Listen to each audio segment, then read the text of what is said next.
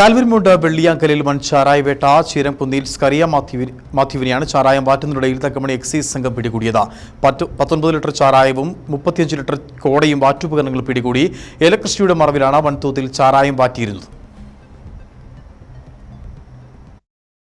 Thankamani excise റേഞ്ചിന്റെ പരിധിയിൽ കാൽവരിമൂട് വെള്ളിയാങ്കലിൽ നിന്നുമാണ് എക്സൈസ് ഇൻസ്പെക്ടർ പ്രമോദ് എംപിയുടെ നേതൃത്വത്തിൽ ചാരായവും കോടയും വാറ്റുപകരണങ്ങളും പിടികൂടിയത്. ചീരംകുന്നിൽ മാത്യുവിന്റെ മകൻ സ്കറിയയാണ് തന്റെ ഉടമസ്ഥതയിലുള്ള ഏലത്തോട്ടത്തിൽ അനധികൃത വാറ്റ് നടക്കുന്നതിനിടയിൽ പിടിയിലായത്.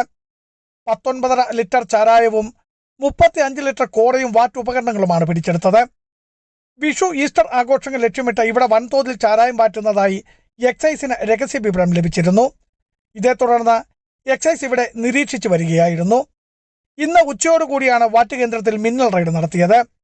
Assistant excise inspector grade Saijumon Jacob, preventive officer Jen B John, grade preventive ഓഫീസർമാരായ ജിൽസൺ സിയൻ, ജോഫിൻ ജോൺ, വനിതാ excise officer Sheena Thomas, civil excise ഓഫീസർമാരായ അമൽ ആനന്ദ് വിജയൻ എന്നിവർ എക്സൈസ് സംഘത്തിൽ ഉണ്ടായിരുന്നു.